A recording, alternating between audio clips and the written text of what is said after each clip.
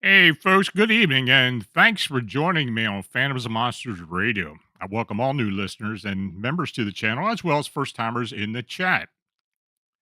Now, Bigfoot aggression and attacks against humans are quite rare, and these creatures would rather stay hidden and live in solitude.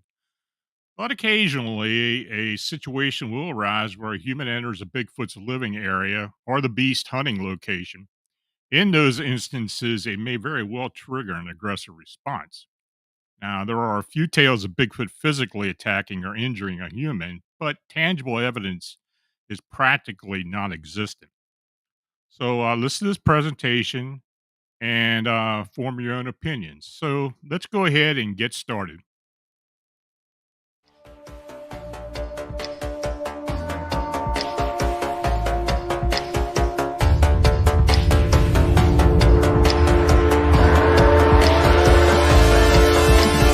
We live in a reality of phantoms and monsters.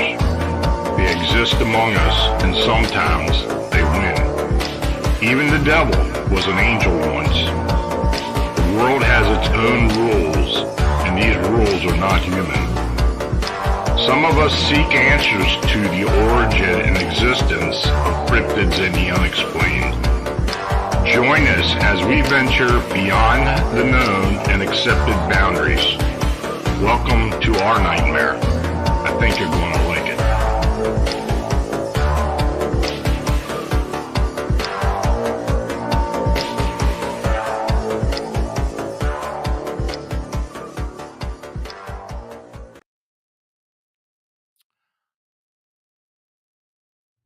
So, before we go any further, I want to mention that this channel is made possible by you clicking on the subscribe and like buttons and by you sharing our programming. Super chat and super thanks donations are appreciated. You can click the dollar icon located below the chat box. The Buy Me a Coffee link is also shown below. So thanks for your consideration. Now, your comments are always welcome. Tell me which accounts you find interesting in the presentation or suggestions for upcoming shows.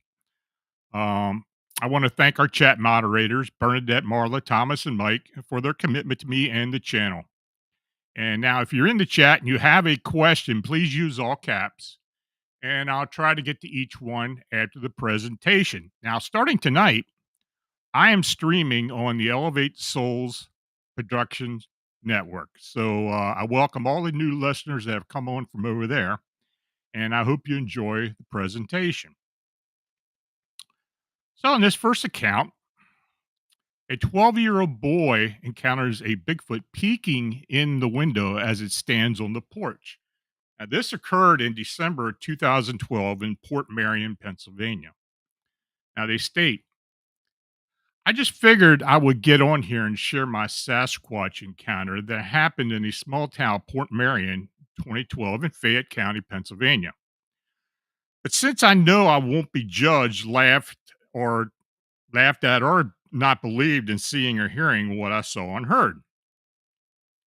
Now, I was a 12-year-old boy in sixth grade at the time playing in my neighborhood with all my 9 o'clock p.m. in late December, close to Christmas. We were all hanging out in my driveway when we all heard what seemed to be a loud animal yelling. We all got quiet and listened close to the animals making noise. As we listened, it started to sound more and more like some kind of an ape, but louder and more aggressive. We all started yelling, and the creature became louder and louder, and at some point, it just stopped. We all decided to call it in at night, and we all went home. I went inside and went to bed because I had school very next morning, so I was sleeping on the couch with my brother because I was afraid to sleep in my room alone. Now, at 4 o'clock a.m., around that time, I woke up and to go to the bathroom. But as I woke up and started to get up, I heard two loud footsteps slam down outside on the old wooden porch. I then was frozen in fear, so I stayed very still and didn't move. It was at that moment I saw it, slowly peeking around the corner, looking in the window. It was large with a man like face, but covered in hair, brown colored fur, and black eyes. As soon as it saw me, I jumped under the covers and did not move. but I could hear it outside the window making some sort of noise. 5 minutes went by that had seemed like an hour, and it started growling at the TV reflection in the window. I eventually fell asleep under the covers, sweating and frozen in fear. To this day, only one person ever believed me, but I know what I heard and I saw that night, and I will never forget it for as long as I live. Now, in Cherokee County, Texas, a resident was hiking near his cabin when the surrounding woods became deathly quiet. He felt that he was being watched. That's when a large female Bigfoot emerged.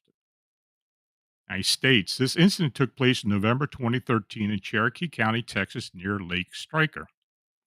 I lived in a cabin and surrounding land was owned by a fish and game club since the 1940s. And my closest neighbor was an older man who had lived most of his life on this property. Now, he would regularly remind me to take a weapon with me when I was hiking. I never paid too much attention to him, though. I decided to go hiking that afternoon. At around 1 p.m., I was headed out the door, walking past my neighbor's house and waving at him as I made my way off the trailhead. I hung a flag on the post to let people know I was hiking in that part of the property during the hunting season. No flags were on the post when I got there, so I knew I was the only one on the part of the property. I continued the trail for about a mile to the first clearing where I usually crept around a corner before I got there. There may have been some deer that I would stop and watch from a distance. This time there were no deer. I started to walk through the clearing. The feed plot was set up by the fish and game, and the lake edge was about 200 yards away. Then the normal animal sounds in the area got deathly quiet. I felt like I was being watched by something in the woods. It just doesn't get silent like that. I immediately went on guard. At this point, I was standing in the middle of the clearing away from the tree line. Now, I'll admit I was scared. I turned around to see if I could retreat the way I came from because I had no gun or weapon with me. I was ill prepared to defend myself if I needed to. After I turned around, I saw that nothing was behind me, but I wasn't sure what I was watching. I quickly walked back to the tree line. The moment I got back to the tree line facing the direction of the trailhead, I heard what sounded like a low, grumbling whoop to my right side. I froze, took a second to collect my thoughts, and started to walk right past where the sound came from. It was between me and the house. I made the decision to confront it, thinking it may be a black bear. They are rare in this part of Texas, but people see them from time to time. Now I'm 6 foot 2 inches tall, and that is what what they're supposed to be. A black bear, hog, wolf, or a mountain lion doesn't make that sound like that. That's just heard. I yelled, "Hey, this is my hill." Then it stepped out from behind a pine tree about 30 yards to my front and right, yelled back at me. It was a lot bigger than me. It then took one step over the trail and jumped to the bottom of the wash. I could hear it running on 2 feet for a few seconds. I ran back to the house. My neighbor said he heard a deep echoing yell before he saw me running home. I was scared out of my mind. I did not go hiking again that year. I believe that it was a Bigfoot. It had auburn brown hair, was 7 to 8 foot tall, with breast and large canine teeth. It looked like it would fit the traditional description of a Bigfoot from other stories that I have heard. Because of the breast, I just assumed it was a female. Was it protecting its territory? Was there a younger Bigfoot in the vicinity? My neighbor told me that he had seen a Bigfoot in the area before, but not for several years. He was concerned that I would encounter a hog or more common animal on the trail. So, in this next account, 6 military veterans who served together in Afghanistan hiked the full length of the Appalachian Trail. In the Shenandoah Valley, they encountered an aggressive Bigfoot that attacked their camp. He states, I was on an assignment while in Afghanistan with my 6 man team with a guide.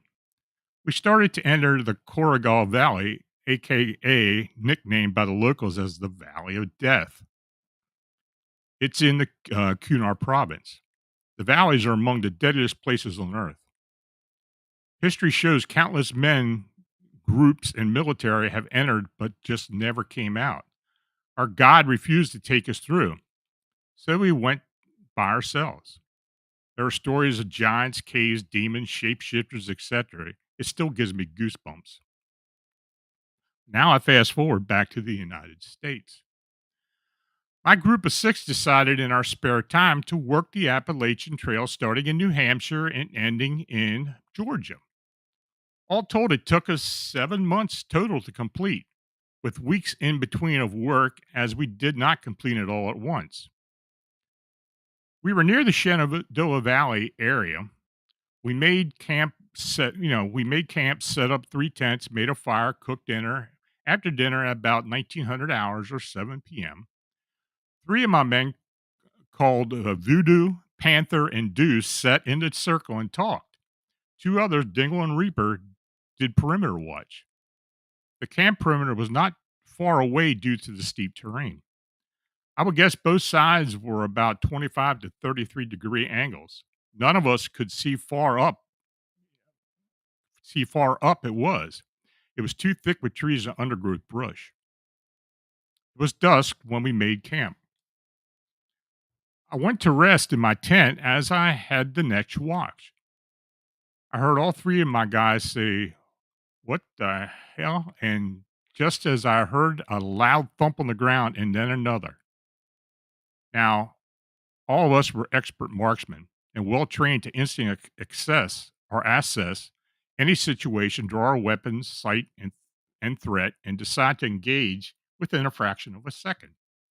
We trained for this. As I exited the tent unarmed, I was only one carrying a weapon other than a 7-inch serrated double bladed knife.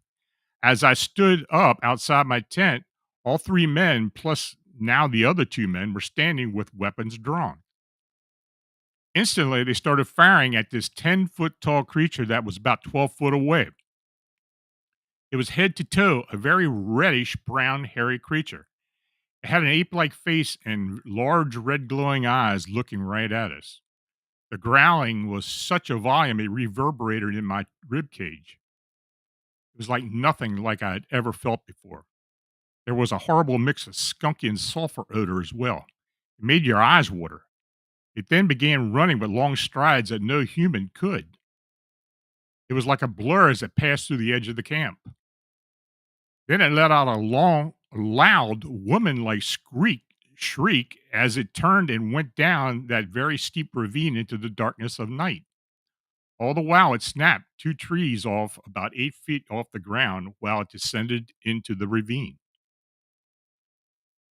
After it was all over, everyone rushed to the ravine edge, but it was gone. Now, our guns don't miss, especially at a close range. Just no freaking way. Here's the bizarre part. At daylight, since no one slept after that, we were all locked and loaded waiting for another attack. We looked for blood tracks. There was no blood, only two large barefoot prints. About 50 rounds were emptied into the creature at short range. Again, we all just said, no way, that's impossible.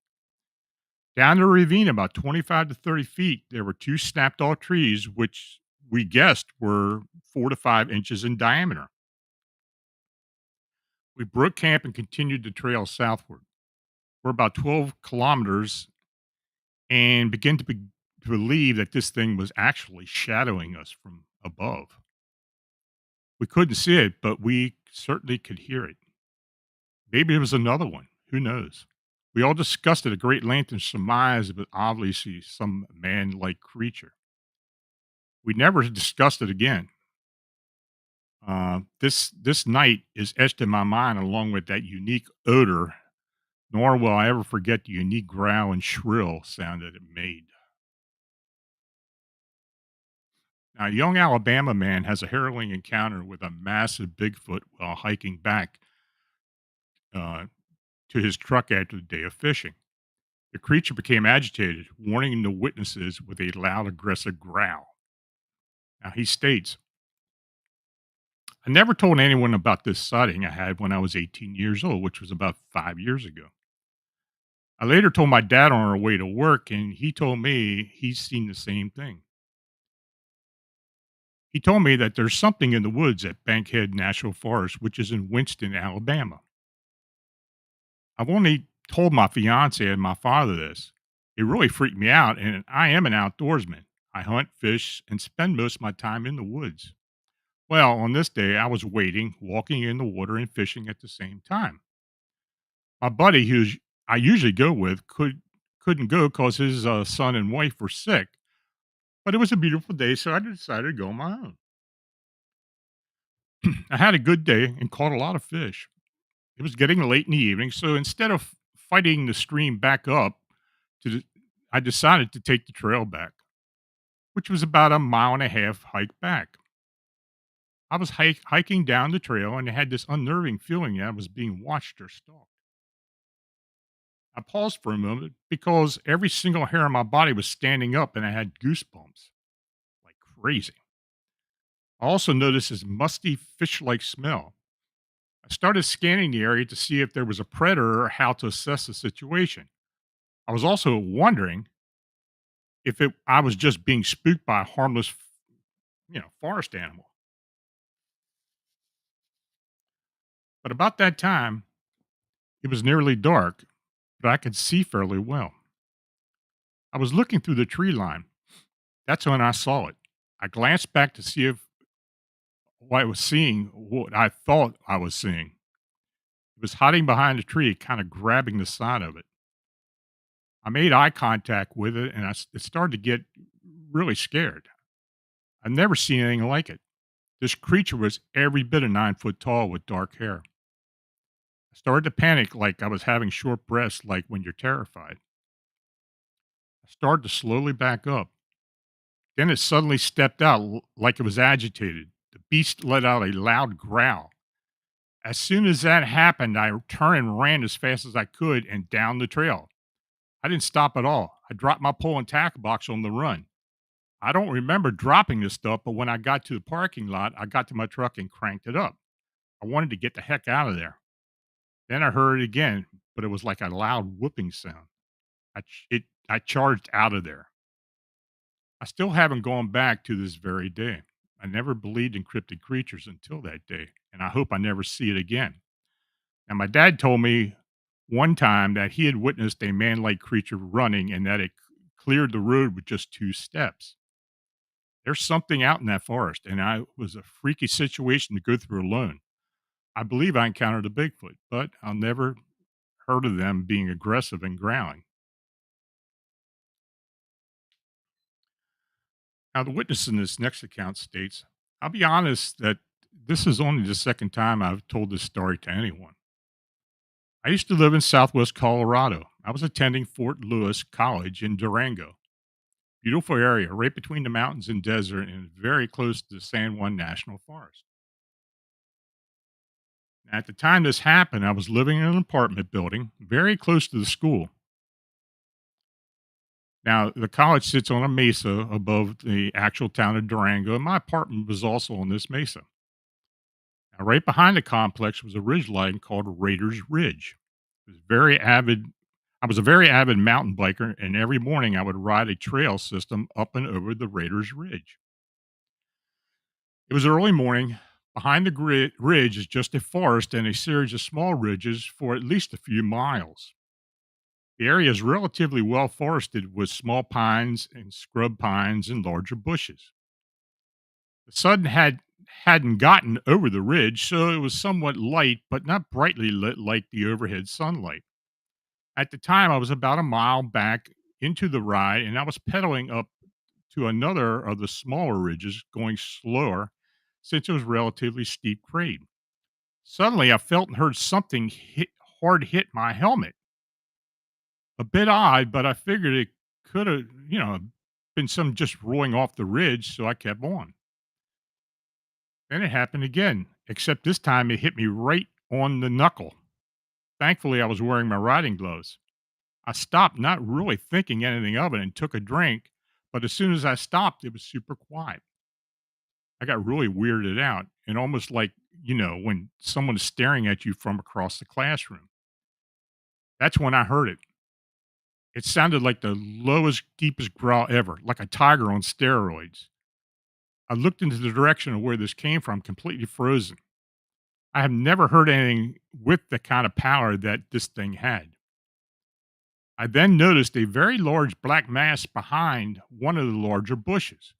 It was sort of backlit, so I couldn't make out any discernible features, only that this thing was huge.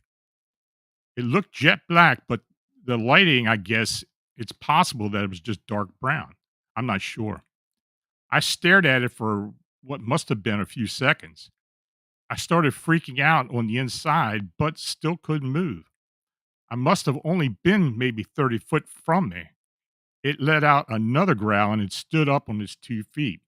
Now, I'm not a big person, but this thing must have been 6.5 to 7 foot tall, lean yet very muscular. At this point, my flight response kicked in and I awkwardly shuffled my bike in 180 degrees and started out down the hill like a bat out of hell. I never looked back, but I could hear it run after me. Big, heavy thuds and breaking branches and bushes on the way. I'm not sure when it stopped following, so I was just so focused on getting away and not crashing that I couldn't say exactly when I stopped hearing it.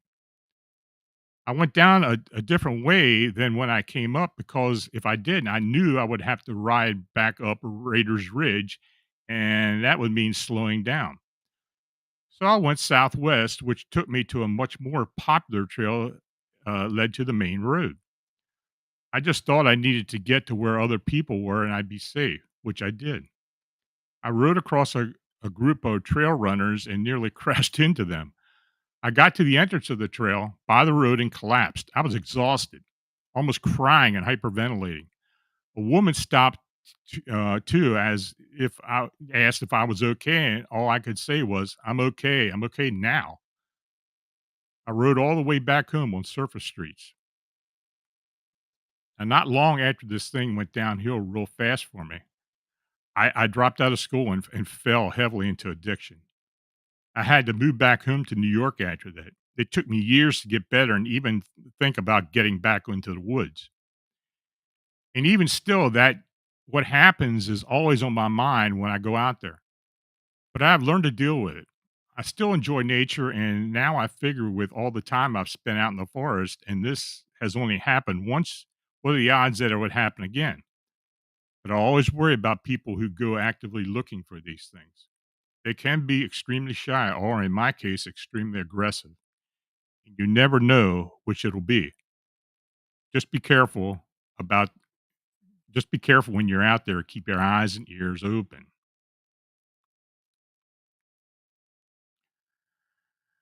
Now, this account was sent to me by an investigator. He tells me that the witness JB and his 13-year-old son were returning home from fishing at Bennett's Pay Lake in Bullitt County, Kentucky. It's a 24-hour fishing permit lake. It's approximately 10:30 p.m.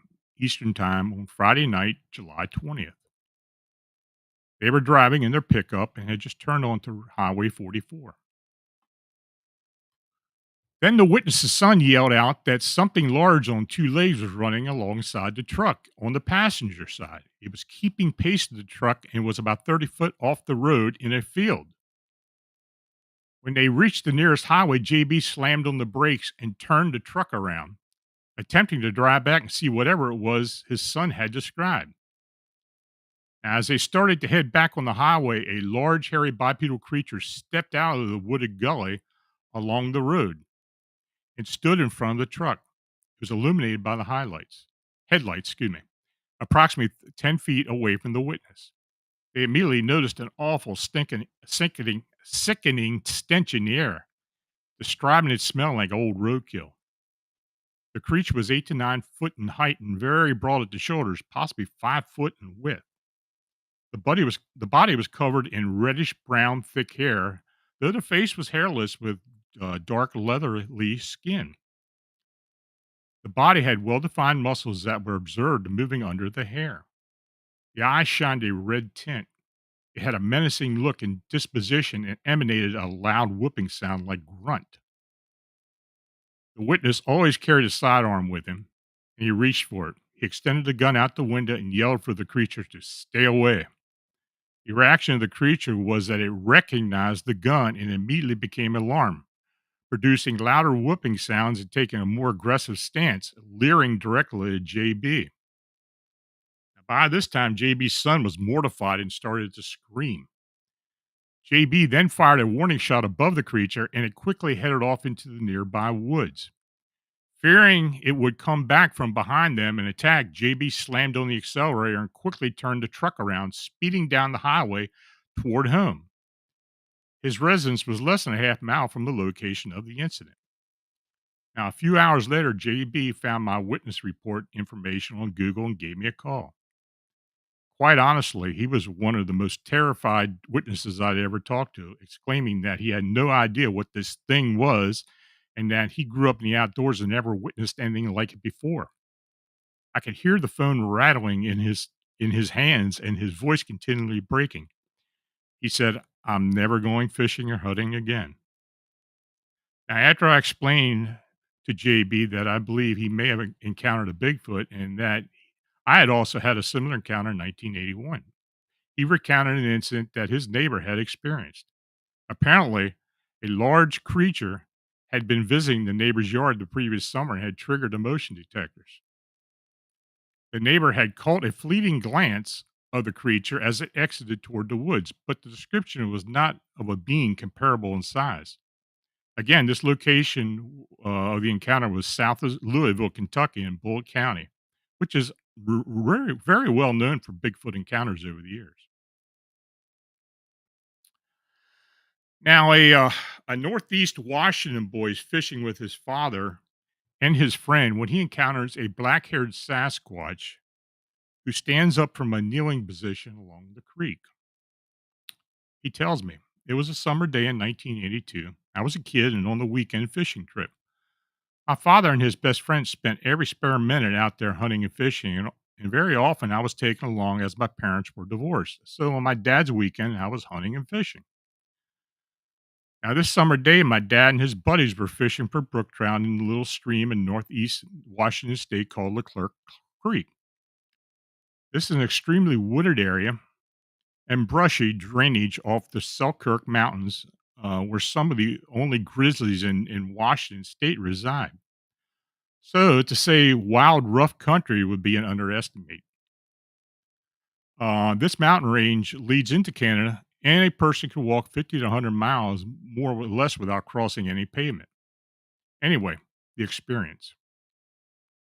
I was with my dad's buddy streamside about 250 to 300 yards downstream from my dad. I wanted to find dad, so I left his buddy and started walking on the stream side game trail upstream. I was midway between my dad and his buddy and followed the creek via the game trail. As I came around the slight bend, I glanced up and saw what I thought was a burnt stump just at the backside of a slight 2 to 3 foot rise on the nearest stream bank. As I started to look back down on my feet on the trail, the stump started to rise. In utter terror and confusion, I watched as this thing stood straight up on two legs, at first facing away, towering over me from about 20 feet away. As the jet black stump stood, it turned simultaneously, just as if a person would stand from a crouching position and turned to look over his shoulder. It had hair covered human like arms bent at the elbows, the shoulders roughly 3 1/2 to 4 foot across. It glanced sideways over its shoulder at me. In terror, I screamed at the top of my lungs, and this must have confused or startled the creature. I fell to the ground and covered my head and neck, as I've been told to do if you're ever being attacked by a bear. I have no idea why I responded that way, other than I was confused about what I was seeing. In fright, it must have leaped from the stream in one bound. I assume this as I heard no splash, and the creature was immediately barreling like a freight train right up the opposite hillside. The sound of breaking branches from that direction stopped at about 75 yards away in the impenetrable bush. Then I heard my dad rushing through the brush toward my direction from upstream. When he got to me, he was obviously scared as the scream I let out must have left him to believe I was being attacked by a bear or cougar. He was upset as well as he fell in the creek and was wet to his head as he ran to my rescue. When he arrived, I started to tell him what I had seen, and simultaneously the brush began crashing again on the opposite hillside from whatever the creature was, made noise for about 250 yards up the hill. It was loud. In my experience, I've never heard any animal make that much noise, including frightened deer, elk, moose, and bear. I know what I saw. Now, I have a college degree in fish and wildlife management, and I've spent many years also working in the woods. A human like hair covered giant man with black hair covering his back and shoulders, legs, neck, and head. The neck going to its head looked like that of a weightlifter or a linebacker, and the arms were ripped with muscle. The legs were as wide as a huge human who spent every day of their life hiking in the mountains. I can only estimate its height of about 7 to 8 foot, around 500 pounds. When I walked up to it, I speculated I was squatted down, cupping its hand to scoop a drink of water by the stream side when this little human walked around the corner, catching it off guard. I think it was startled as I was in my young age. So before the internet, I had no prior knowledge of anything such as a Sasquatch. I can only describe it as a hairy man or gorilla like thing and not a freaking bear until I was much older when some artist rendering when I saw some artist rendering in a book. Some years later, and only then I know for a fact that what I had seen and described to my father just after occurrence. He said you saw a bear and stuck to that narrative to the day he died in 1987. My mother, on the other hand, knew I'd seen something else as I talked about it for months afterwards. She has scrutinized my story multiple times over the years, and the story has stayed consistent over those years. So, folks, that's the last account. If you have questions, post them and I'll see what I can answer for you. B3 Airspace. Lon, do you think there is no concrete evidence of Bigfoot with so many sightings and stories? Uh, there's been very little physical evidence found. No bodies. Um, and many of you know that I believe that the Bigfoot and other cryptid creatures are possibly interdimensional supernatural beings. Now, I don't know if that's true or not. You know, I've had an encounter back in 1981 myself. As far as I'm concerned, this is a flesh and blood being. It was corporeal, and I heard it making noise. I heard it stepping away, and I don't know. I kind of leave that up to anybody to make their own determination.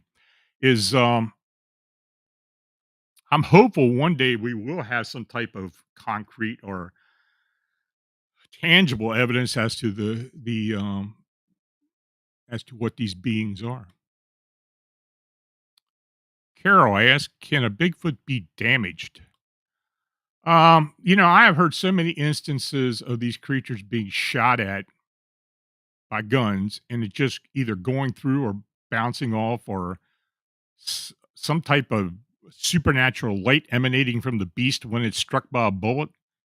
But apparently, it doesn't do much good. I mean, Stan Gordon talks about an incident that was reported to him about 40 years ago of a woman who had a Bigfoot outside her cabin, scared the heck out of her. She shot it with a shotgun several times, and each time she fired, a big white light emanated from the creature, but it continued to stand there. So, can they be damaged? Can they be hurt? Can they be killed? Who knows?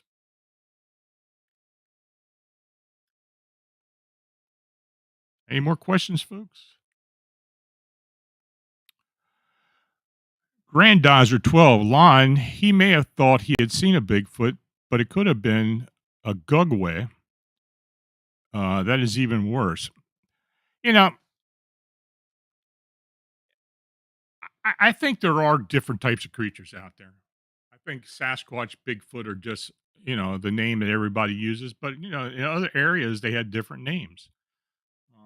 Maybe maybe these hairy hominids have races or other types of, or another type of species. Um, that's entirely possible. It could have been a Gugaway. Could have been a lot of things. Next question. Mortal Clown. Anyone know the state with most Bigfoot sightings? Well, that would probably be Washington State and Pacific Northwest, Northern California, Oregon, and Pacific Northwest. But there are a lot of states with a lot of sightings. I mean, Texas, around the Gulf Coast, particularly in Florida, and in the bayous of Louisiana, there's creatures. We have a few up in the upper Midwest. Here in Pennsylvania, we've had several sightings. I've been called out on several sightings.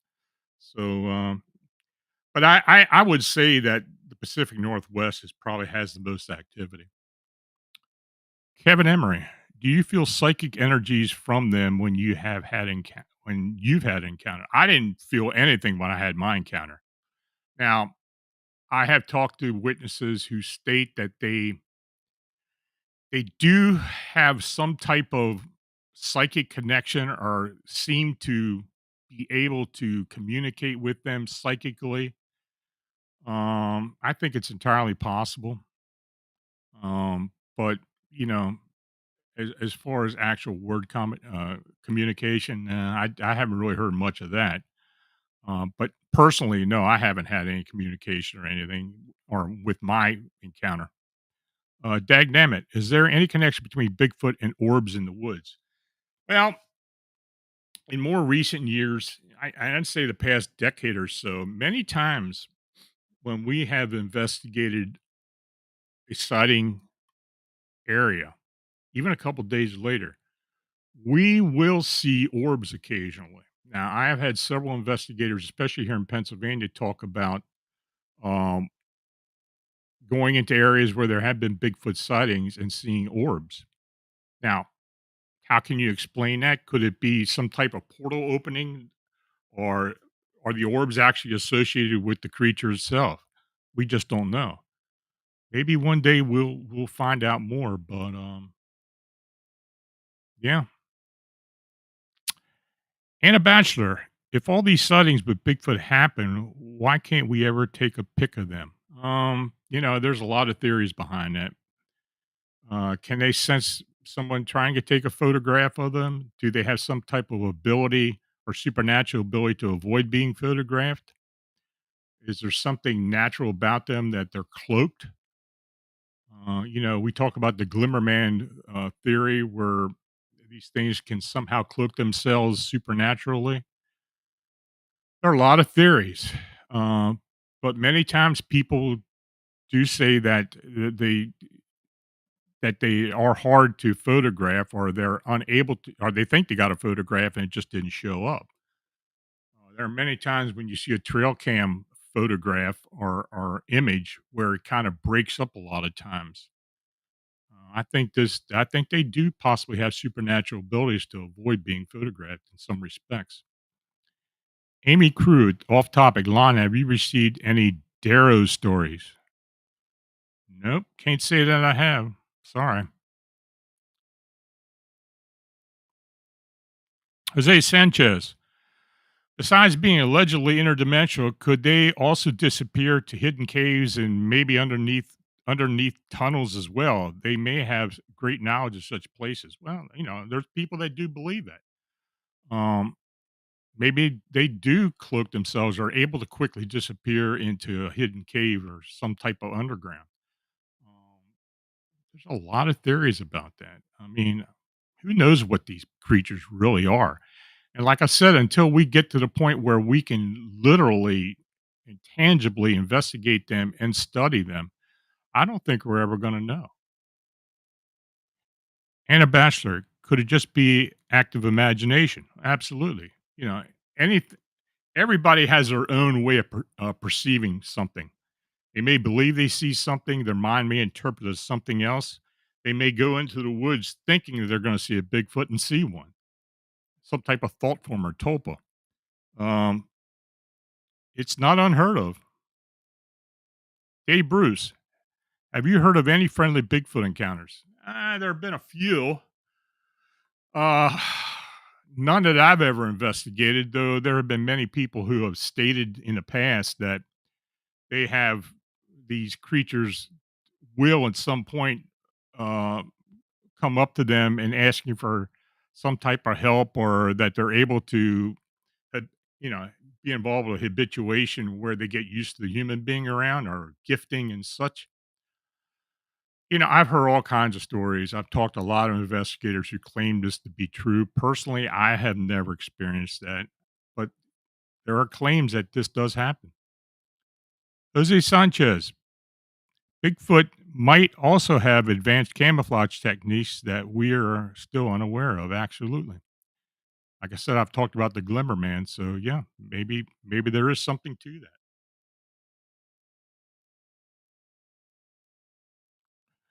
Jan Chastin, Jan Chastin. Lon, have you had any Bigfoot encounters? I have, and I have talked about that. It's a long story, but I had an encounter in May 9th, 1981, near Sykesville, Maryland. If you go online and search Sykesville Monster and with my name, you'll find it because it's up there. It's on my site too. Jose Sanchez. In those areas you mentioned, could there be more portals as such, more Bigfoot activity? You know, I don't think I think that some areas may actually have indigenous beings like the Pacific Northwest where there are natural beings that live in those areas. I think it's the same in Florida with the skunk apes in some areas around the Gulf Coast. I think there may be natural creatures that are Bigfoot, but I also believe in majority of areas that when you see a singular being that just suddenly shows up or vanishes, that these may be supernatural, interdimensional beings. So who knows? Sir Wolf, hi Lon. Apparently, sometimes the military go in and take them out. What do you think? I've heard a lot of stories. I've read about a lot of accounts where, especially in the Appalachian Mountains, where there have been special forces who have apparently gone on and hunted these things down. Are they true?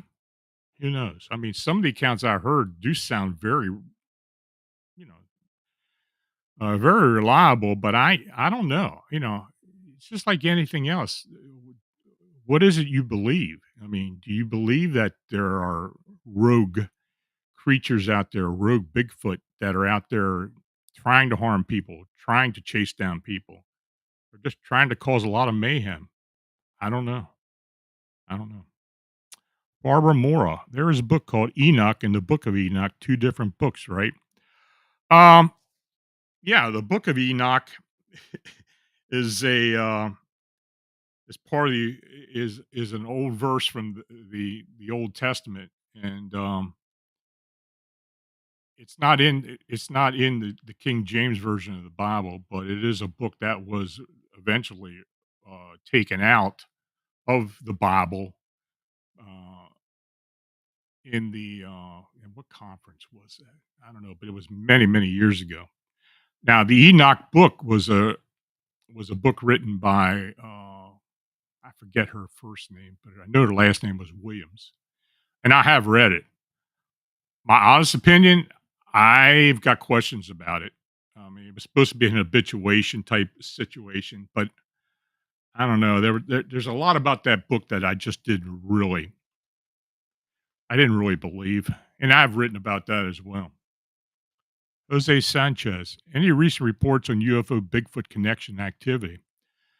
Not recently, and I haven't received anything recently. In the past, and especially around the 1973 UFO flap in Pennsylvania, there were at least two encounters supposedly between Bigfoot and UFO, or possibly these creatures came from UFOs. Uh, but more recently, no, we really don't. We really don't have them. Granddaughter 12, Lon, the story of Galag. Do you believe that story, or just never got enough evidence to say either way?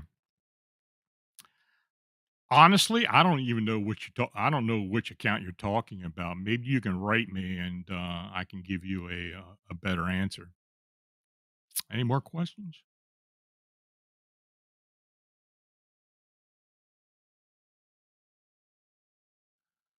Okay, I guess that's it.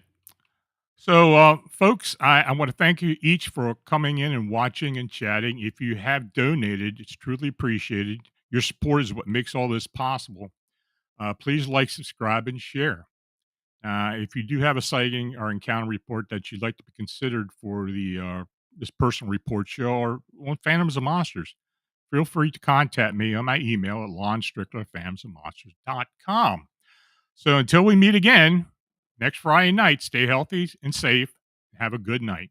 Thank you.